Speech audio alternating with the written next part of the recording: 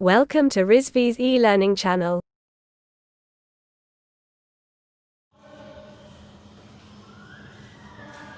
Good afternoon class.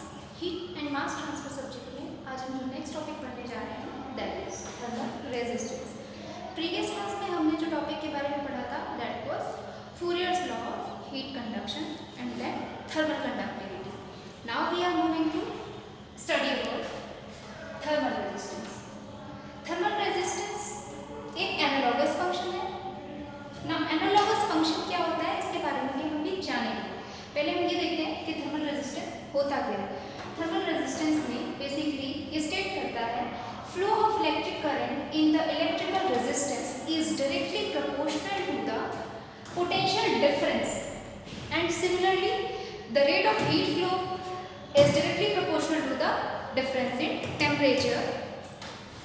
कौन सा temperature? जो किसी मीडियम में जनरेट हो रहा है या किसी मीडियम में जो हीट का ट्रांसफर हो रहा है, हीट कंडक्शन हो रहा है, वहाँ पर जो टेम्परेचर डिफरेंस क्रिएट हो रहा है उसके डायरेक्टली प्रोपोर्शनल है रेट ऑफ हीट फ्लो जो किसी सिस्टम पे फ्लो कर रही है।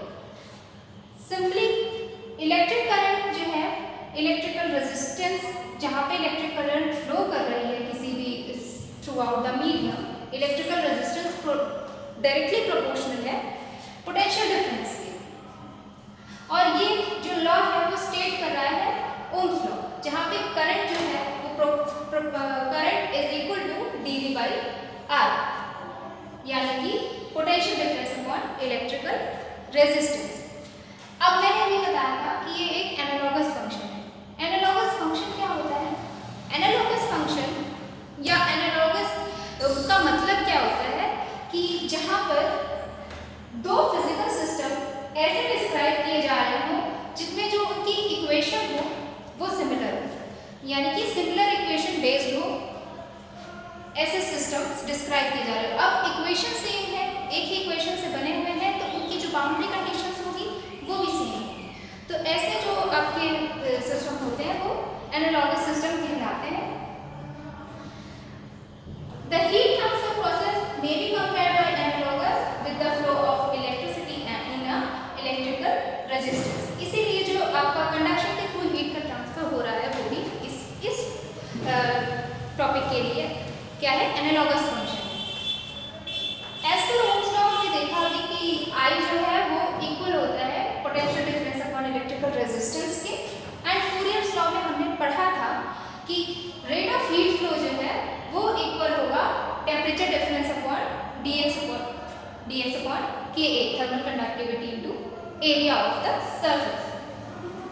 अगर हम इन दोनों इक्वेशंस को कंपेयर करते हैं तो हमारी जो रेजिस्टेंस के लिए इक्वेशन जनरेट होती है या रेजिस्टेंस की वैल्यू निकल कर आती है on comparing these two equations, तो उससे हमें सिर्फ यही पता चल रहा है कि जो I ये करंट है ये एनालॉगस फंक्शन है Q का। I is analogous to Q and dV potential difference is analogous to temperature difference. R electrical resistance is analogous function of dx upon Ka, जहाँ पे dx अपॉन Ka क्या है? dx upon Ka के analogous function है और ये quantity analogous function की जिसे हम कहते हैं thermal conduction resistance RTH of conduction. इससे हम यहाँ से समझ सकते हैं कि मान लिया कि किसी पॉइंट पर टेम्परेचर T1 था जहाँ पर Q हीट दी गई है सिस्टम को या मीडियम को, कुछ रेजिस्टेंस उस हीट की वजह से जनरेट हुआ है और वो रेजिस्टेंस की वैल्यू है thickness upon thermal conductivity into surface area.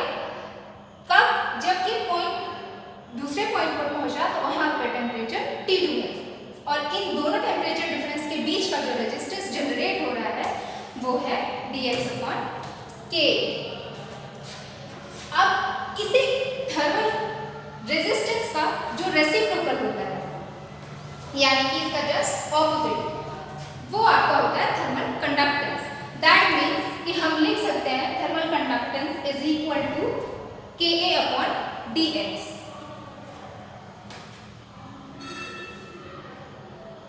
It may be noted that rules for combining electrical resistance in series and parallel apply equally well